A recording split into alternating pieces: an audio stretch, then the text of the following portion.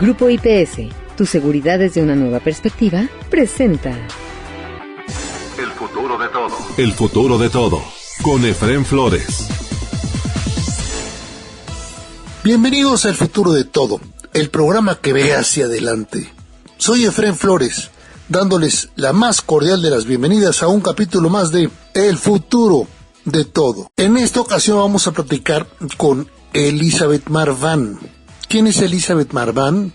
Para aquellos de ustedes que no la conozcan, Elizabeth Marván es mujer de negocios tecnológicos, empresaria, experta en riesgos, especializada en la transformación digital, presidenta del grupo Risco, con H intermedia, Risco, y consultora externa del Banco Mundial, nada más y nada menos del IFC, del International Financial Corporation, ¿no?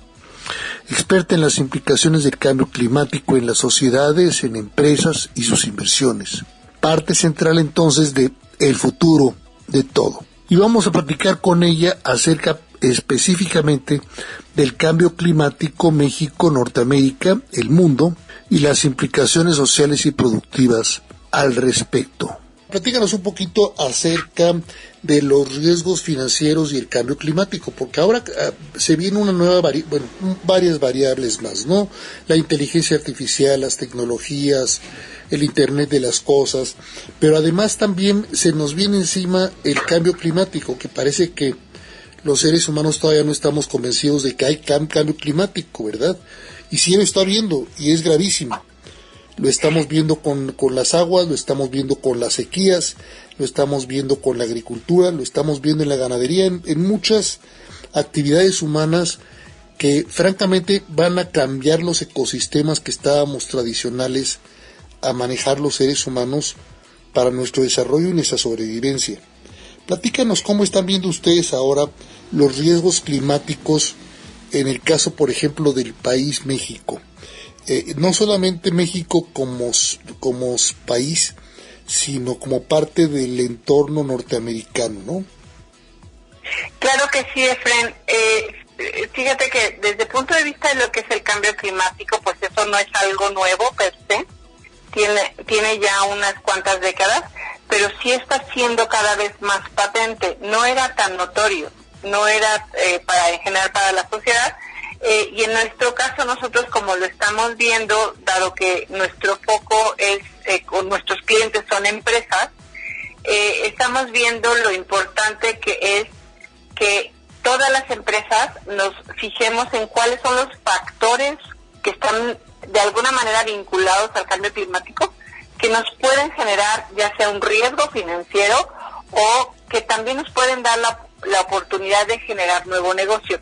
Porque eso creo yo que es lo más importante que a mí me gustaría resaltar, porque típicamente cuando hablamos de los riesgos climáticos, típicamente la mayoría de las personas piensa en pues el problema o lo adverso que puede ser un evento climático y los daños que puede causar, pero no necesariamente pensamos en la oportunidad de negocio o en la oportunidad de crear resiliencia para la empresa.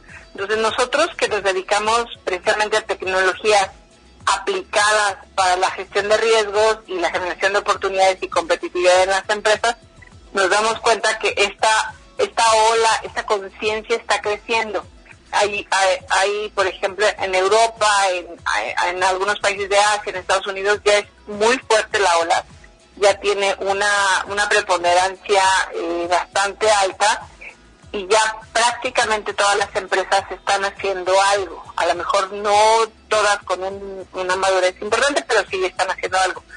En México y Latinoamérica tenemos menos interés todavía como sociedad, pareciera no estar tan comunicado o tan consciente tanto el individuo como persona, como consumidor final, como las empresas per se, en todo el impacto positivo o negativo que pueda causar un evento climático sobre la empresa, sobre sus ingresos o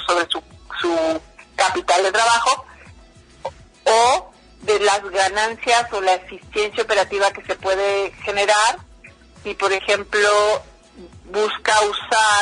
la empresa busca usar nuevas tecnologías para hacer, mejor uso de los datos, tener escenarios, prepararse, saber qué tipo de pólizas de seguro debe contratar, saber si hay alguna otra estrategia o plan de resiliencia que les sirva dependiendo de su actividad económica, ¿no? Entonces, como primera instancia, hasta ahí me gustaría hacer una pausa.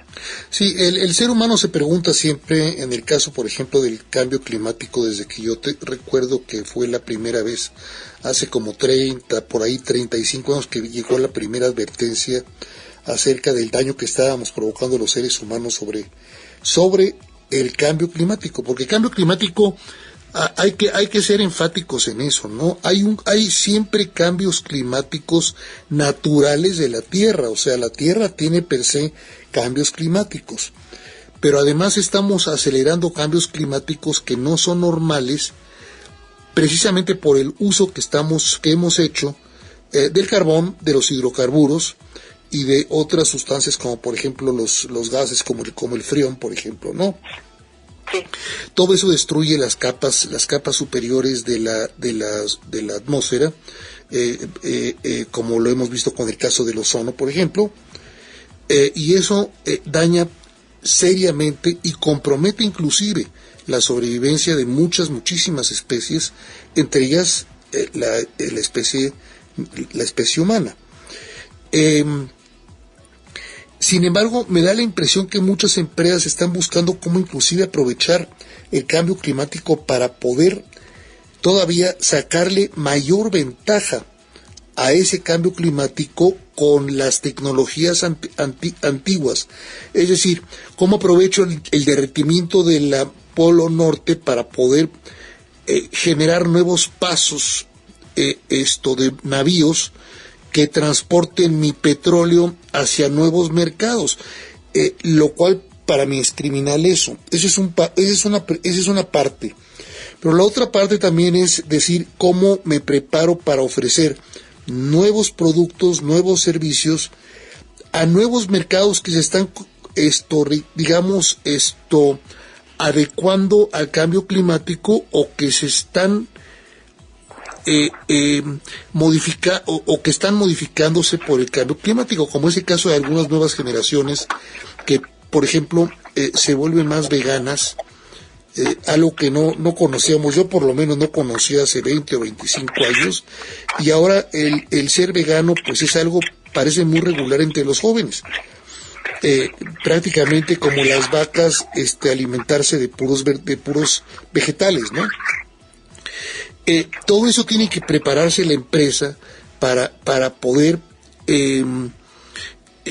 adaptarse y ofrecer mejores servicios, mejores productos, mejor calidad a estos nuevos mercados.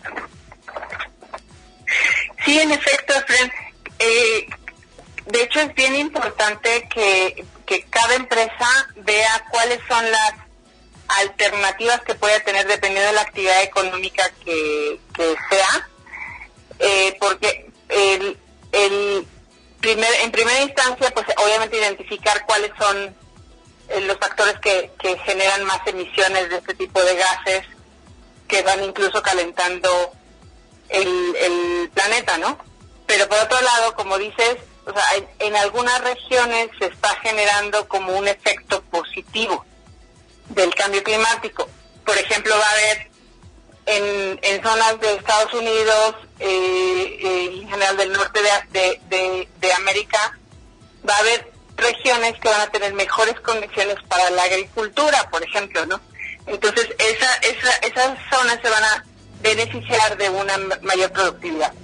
Pero va a haber otras zonas, sobre todo las más cercanas al Ecuador, algunas zonas que van a tener como mucho más adversidad, más sequías o más inundaciones, en donde obviamente la rentabilidad de lo que es, por ejemplo, la industria de agroalimentos, que va a estar generando menos producto o por hectárea, o va a tener que invertir en semillas que son más resistentes a sequías, cosas por el estilo. Al final, lo importante en una empresa siempre es estar viendo, obviamente, cómo permanece, cómo continúa haciendo negocio, pero también cómo su rentabilidad y su digamos que su ventaja competitiva pues va incrementándose, ¿no? Entonces, sí hay ya, con los avances tecnológicos, hay varios caminos en donde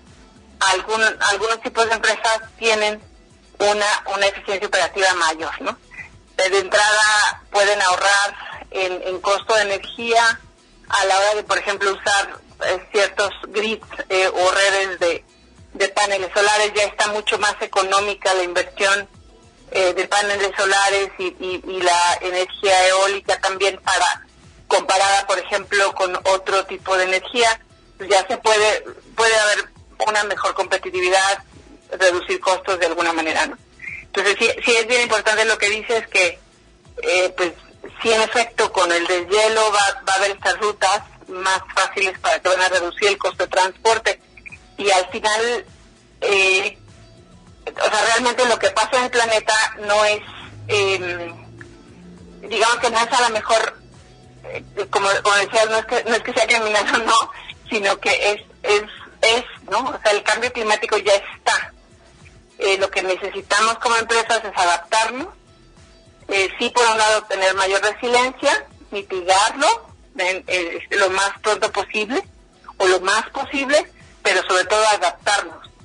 Y la adaptación es el cambiar las actividades económicas, o sea, cambiar la forma en la que ejecutamos o realizamos las actividades económicas, buscar cómo, por ejemplo, los desperdicios son aprovechados y se genera energía a partir del desperdicio, o se genera algún otro tipo de producto. Hay reciclamiento, hay reuso, y lo que se le llama la economía circular, ¿no? Que puedas, en lugar de utilizar para producir, que utilices ingredientes nuevos, utilizas ingredientes usados y empiezas a tener rentabilidad, ¿no? Sí, ya hay empresas, por ejemplo, que pueden inclusive generarte energía a través de la basura, ¿no? De los desechos más increíbles, que pueden, inclusive de basura que no es regenerable por la naturaleza, ellos se encargan de con eso producir energía eficiente y por supuesto no contaminante. Sobre todo los franceses son muy buenos para eso, entre paréntesis. 20 segundos y regresamos con ustedes aquí a El Futuro de Todo. ¿Te preocupa tu seguridad o la de tu empresa? ¿Necesitas oficiales de seguridad, protección ejecutiva, monitoreo personal o vehicular? No te preocupes. Con Grupo IPS, empresa mexicana en seguridad privada, tu seguridad desde una nueva perspectiva tiene lo que necesitas. Además, son especialistas en alarmas y seguridad electrónica. GrupoIPSMexico.com. El futuro de todo. El futuro de todo. Con Efrén Flores. Continuamos en El Futuro de Todo. Soy Efrén Flores, dándoles el más cordial de los saludos. Estamos platicando con Elizabeth Marván, presidenta y cofundadora de Risco, acerca de un tema central para nuestro país, para la sobrevivencia de nuestra sociedad y, por supuesto, de nuestras actividades productivas, tanto en México, Norteamérica, nuestra región natural integral y económica, así como en el mundo. Ustedes acaban de tener una jornada latinoamericana, ¿no?, de riesgos climáticos. Sí, esta conclusión principal, que es que sí hay riesgos financieros que se derivan de factores climáticos, pero hay oportunidades de negocio que permiten que obviamente puedas cambiar tu actividad económica, la forma en la que haces tu actividad económica, y que al final estos riesgos clave impactan a todas las empresas, ¿no? A todas las personas y a los gobiernos. En el caso particular de las empresas, la razón por la que las impactan pues tiene que ver porque tenemos una interconexión de la actividad económica. Las empresas tenemos proveedores y tenemos clientes, y se puede convertir, digamos que, o sea, es muy fácil conectar, ¿no? todo lo que es la actividad económica. Y precisamente por esta interconexión es muy importante que haya colaboración a la hora de buscar cómo resolver las problemáticas del cambio climático y buscar mitigarlo, así como a la vez cada empresa ir buscando adaptarse. Obviamente esto también aplica para cada gobierno y cada persona, pero el foco de la jornada fue a las empresas, ¿no? Entonces, una primera conclusión fue que justo para que las empresas tengamos mayor incentivo, hay que convertir y hay que traducirlo a términos monetarios. O sea, ¿qué significan los riesgos financieros y qué significan las oportunidades en términos de dinero para, por ejemplo, mi empresa que es del sector agroalimentario o para mi empresa que es del sector turístico, etcétera, ¿no? Esa fue como una primera conclusión, ¿no? Una segunda conclusión que también es bien importante es que la participación del sector financiero es indispensable en todas estas actividades, porque el sector financiero es el motor que les da, digamos que energía a la economía, ¿no? Desde el punto de vista de los flujos de capital. Entonces, a partir de la COP26, que fue en 2021, la reunión esta que se hace cada año en donde se discute respecto a los temas de cambio climático, que fue en Glasgow, ahí el sector financiero como parteaguas se comprometió y ha estado ya a partir de ahí como muy intensivamente mandando capital a temas de cambio climático. Entonces esa parte fue un parteaguas muy importante y se comprometió a reducir sus emisiones de carbono netas, ¿no? Buscarlas llevar a cero en 2050. Al final, otras como parte también de las conclusiones es que hay más avances en las tecnologías y en la ciencia. Ya hoy se tiene mucho más claridad de qué cosas se pueden hacer para mitigar, es decir, aquello que ataca las causas que originaron el cambio climático, lo que es las emisiones de gases de efecto invernadero. Entonces, ya sabemos con todos los avances que ha habido en la ciencia y los análisis que se han hecho, ya sabemos qué se tiene que hacer. Y ya sabemos también que tenemos que trabajar en adaptación, es decir, cómo logramos que dado que la probabilidad de que haya un efecto climático adverso en algunas localidades es mucho más alta y está dada, no es algo que podamos nosotros modificar hoy en día, cómo logramos mitigar el impacto, mitigar el daño, ¿no? Entonces hay varias cosas que se estuvieron platicando que obviamente dependen de cada actividad económica. Entonces, y en este sentido es, si no hacemos nada, ya ha habido estudios publicados de que si no hacemos hoy nada, en un tiempo vamos a tener pérdidas a nivel promedio por país del 20% del PIB. Sin embargo, si hoy empezamos a actuar de forma coordinada o de forma tangible hacia una meta de neutralidad de carbono, el gasto que tendríamos que hacer está entre 3 y 5% del PIB, ¿no? Entonces es una diferencia importantísima de que si hoy actuamos y vamos atendiendo esas oportunidades de negocio, pues realmente sí la inversión la tenemos que hacer hoy, pero no vamos a tener ese impacto daño del 20% del PIB en unos años, ¿no? Entonces esa fue otro punto que se mencionó en la jornada que fue muy importante, creo yo. Entonces también ya un poco más hablando de específicamente qué están haciendo, por ejemplo, los bancos en México respecto a esto. O sea, la variedad de políticas hoy es bastante amplia, ¿no? Hay quien todavía no hace nada, hay quien ya tiene una política muy restringida y definida, de que ya hay algunas actividades económicas que ya no va a fondear nuevos. Pero por ejemplo, no ponos ejemplos que sean más translúcidos para nuestro auditorio. Por ejemplo, claro. Se llegó a hablar de instrumentos de castigo para aquellas empresas que no digamos se suban a la corriente del cambio climático.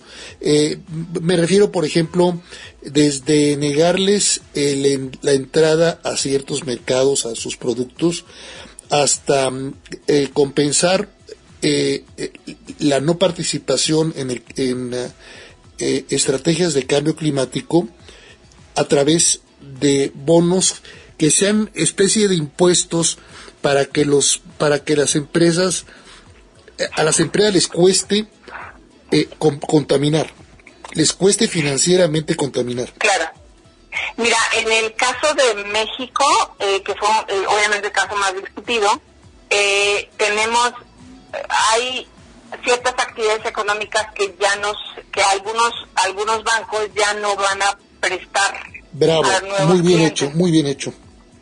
Hay otros que van más, acompañan al cliente a decirle, bueno, te ayudamos y hacemos contigo primera estrategia de sostenibilidad.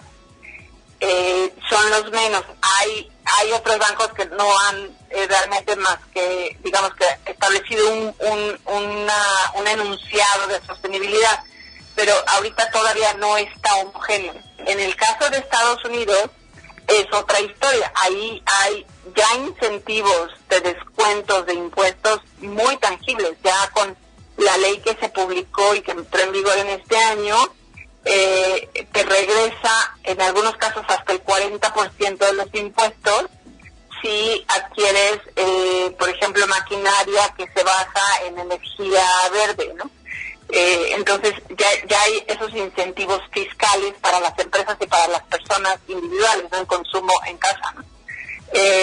También es importante mencionar que o sea, desde el punto de vista del otro lado, en la parte que mencionaba de los bonos, ya se crea mucho más mercado o mucho más profundidad del mercado, porque ya te garantiza, en el caso mexicano, todas las AFORES ya están en sus, digamos que en su lista de productos, los bonos verdes. Les urge comprar bonos verdes, bonos azules, bonos de sostenibilidad, todo lo que son los bonos temáticos, ¿no?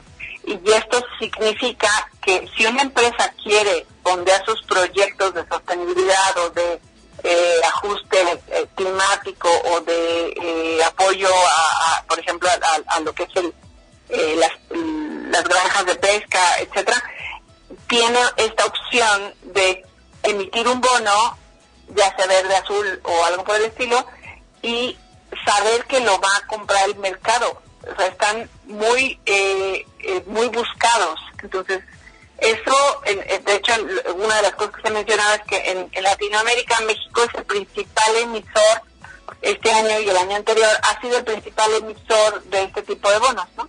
Entonces, eso pues ha posicionado a México en el resto del mundo como un país que está muy interesado en esto, ¿no? Ese es del lado de la emisión de poder atraer esos fondos. Entonces, eso es bien importante, porque ahora, ¿qué vamos a hacer las empresas para poder pues materializar, usar esos fondos y materializarlo en un beneficio concreto, en generar un nuevo línea de negocio? ¿Y lo estás tú notando que las empresas están reaccionando por ese camino? Está empezando a ver ese despertar. O sea, sí vemos dentro del sector financiero algunos bancos ya muy activos. Pero las empresas, pero los clientes de los bancos, ¿los ves activos o los ves todavía lentos en el despertar? Algunos muy activos, hay muchas fibras, por ejemplo, que ya tienen emisión de estos bonos. La banca de desarrollo está muy, muy activa. FIRA ha sido un gran emisor y promotor de toda esta ola de soluciones de adaptación y mitigación a a todo lo que es la agroindustria, y FIRA siendo un fondeador de los intermediarios financieros, pues ayuda un montón. Hay algunas empresas como en la agroindustria, están empresas transformadoras de alimentos que ya tienen programas que generan ya sea ahorros o eficiencia operativa, o que se van directamente a reducir emisiones, ¿no?